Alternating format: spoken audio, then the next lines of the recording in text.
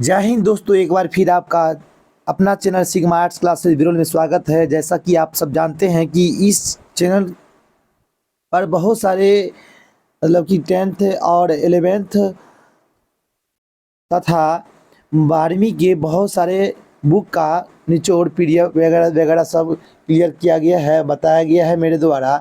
और इस video lecture के माध्यम से हम लोग हिंदी के बहुत ही ज़बरदस्त सेशन हम लेकर आए हैं। इस वीडियो लेक्चर के अंतर्गत बातचीत, और इस बातचीत के अंतर्गत हम लोग बहुत ही बेहतरीन पहला अध्याय के सभी महत्वपूर्ण प्रश्न को बारी बारी से पढ़ेंगे, जो आपके एग्ज़ाम के 12वीं की एग्ज़ाम के दृष्टि से अति महत्वपूर्ण होने वाला है। तो वीडियो की शुरुआत करते हैं, चलते हैं प्रश्न की ओर।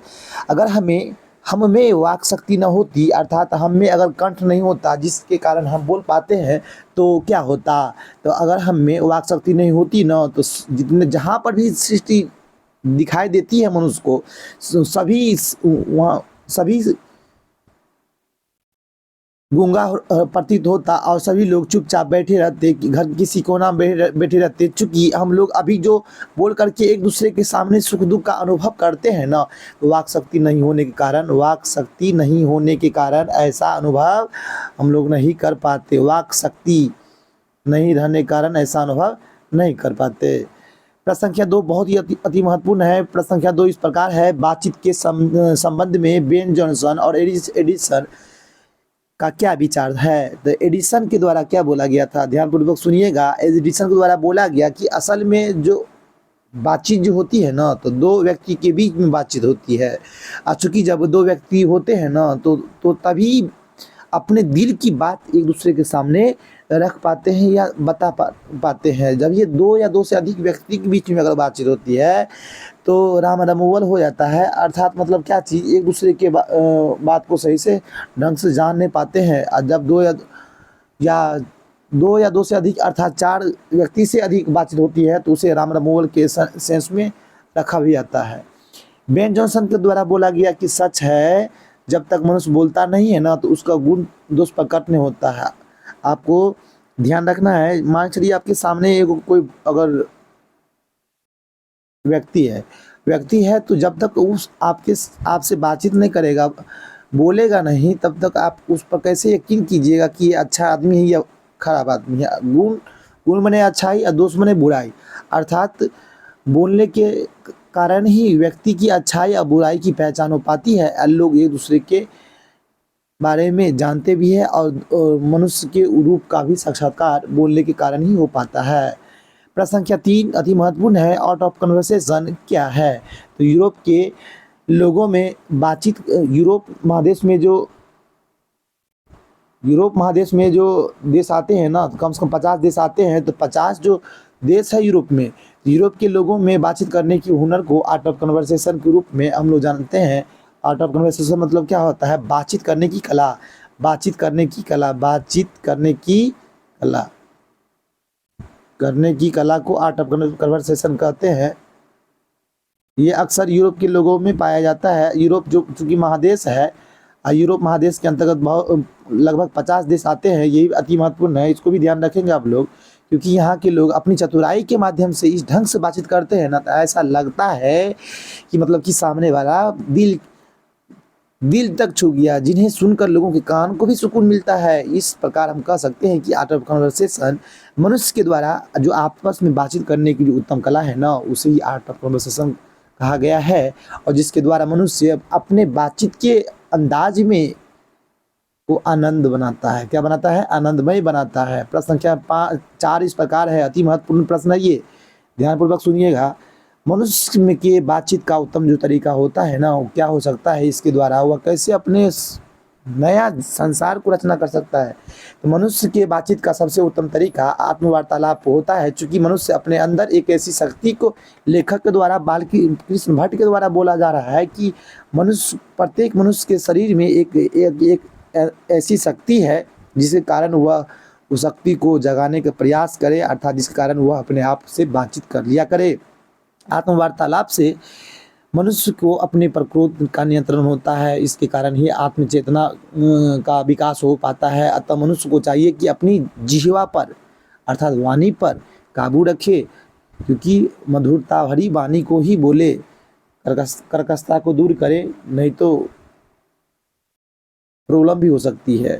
प्रश्न संख्या 5 जो है व्याख्या है, और व्याख्या अति महत्वपूर्ण व्याख्या है, ये बात आपको ध्यान रखना है। हमारी भीतरी मनोवृत्ति प्रतिक्षण नए नए रंग दिखाया करती है, वह प्रपंचात्मक संसार का एक बड़ा भारी आईना है।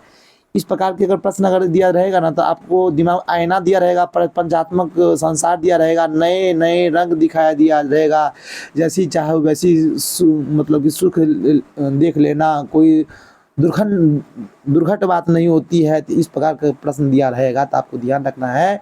ये जो प्रश्न दिया गया है किससे, पहला पाठ और यह सो हिंदी के पहला पाठ, जिसके लिए लेखक नाम है बालकृष्ण भट्ट और अध्याय का नाम है बातचीत। प्रस्तुत पंक्ति कैसे इस प्रश्न को बनाएंगे, लगभग 5 नंबर के प्रश्न आपको आएंगे। प्रस्तुत पंक्ति दिगंत भाग 2 अध्याय बातचीत से लिया गया है, जिसके लेखक का नाम क्या है, बालकृष्ण भट्ट है। प्रस्तुत पंक्ति के माध्यम से लेखक का कहना है कि जब मनुष्य समाज में रहता है ना, जब मनुष्य समाज में रहता है तो समाज से ही भाषा को सीखता है। मनुष्य का जो प्रथम जो पाठशाला होता है, परिवार होता है, माता पिता होते हैं शिक्षक, लेकिन जो भाषा की जो प्राप्ति जो मनुष्य की सबसे पहले होती है समाज से ही हो पाती है। तब उसके बाद जो स्कूल वगैरह सब टीचर सब उसको भाषा को सिखाते हैं, उसके विचार अभिव्यक्ति की का माध्यम बन जाता है। लेकिन उसकी जो मनोवृत्ति होती है ना, तो स्थिर नहीं होता है। मनुष्य का मन कभी स्थिर उसके पास रहता ही नहीं है, और अपनी चलता के कारण ही एक मनुष्य दूसरे मनुष्य के दोस्त बन जाते हैं या दुश्मन बन जाते हैं। यस, ध्यान रखना है। एब्सोल्युटली राइट जो बोल रहे हैं, मनुष्य एक दूसरे के दोस्त बन जाता है और दुश्मन बन जाता है अपने चंचलता के कारण। इसी कारण कभी वह क्रोध करता है तो कभी मीठी बोली बोलता है। मीठी वाणी बोलिए मन का आपा खोए, और अनको शीतल लगे आप सुतल हो। मीठी वाणी बोलता है जो व्यक्ति, मीठी वाणी बोलता है तो वह व्यक्ति संसार में मतलब क्या चीज़ जो सबके जगह पूजनीय होता है। जो कर्कशता बोलता है, कौवा और कोयल में आप अंतर जानते भी होंगे, तो कोई दिक्कत नहीं होगा। मनुष्य के मन की स्थिति गिरगिट की तरह रंग बदलने जैसी होती है। मनुष्य का जो मन होता है ना, तो गिरगिट की तरह रंग बदलते रहता है। इसलिए लेखक का कहना है, लेखक बालकृष्ण भट्ट का कहना है कि संसार में छल प्रपंच सभी जगह पाए जाते हैं। इसका सबसे बड़ा कारण मन की चंचलता को बताया गया है। सच है, जब तक मनुष्य बोलता नहीं है तब तक उसका गुण दोष प्रकट नहीं होता है। प्रश्न संख्या जो ख है, जो व्याख्या से हम प्रश्न लिए हैं, प्रस्तुत पंक्ति दिगंत भाग 2 अध्याय 1 बातचीत पाठ से लिया गया, जिसके लेखक नाम क्या है, बालकृष्ण भट्ट है। जो इससे पहले भी हम प्रश्न के उत्तर में बता दिए थे। प्रस्तुत पंक्ति के माध्यम से लेखक कहना है कि बातचीत ही एक ऐसा माध्यम होता है जिसके कारण मनुष्य आपस में बातचीत करके आनंद उठाते हैं। चूँकि जब 2 आदमी बातचीत करते हैं ना, तो दोनों अपने गुण दोष एक दूसरे के सामने प्रकट करते हैं। और इसलिए बेन जॉनसन का भी कहना है कि सच है, जब तक मनुष्य बोलता नहीं है तब तक उसका गुण दोष प्रकट नहीं होता। गुण माने कि अच्छाई या दोष माने बुराई प्रकट नहीं होता है, क्योंकि मनुष्य के मुख माने बहिर होने के कारण उसके चरित्र का पता नहीं चल पाता है। राम रमौवल का अर्थ क्या होता है? तो राम रमौवल असल में 4 या 4 से अधिक व्यक्ति के बीच बातचीत होती है ना, तो इस चीज़ को राम रमौवल के रूप में जाना जाता है। मिलते हैं नेक्स्ट वीडियो में। उसने कहा था सभी प्रश्न को लेकर के। तब तक अगर आप हमारे इस चैनल पर नए हैं, चैनल को सब्सक्राइब करेंगे। जय हिंद, जय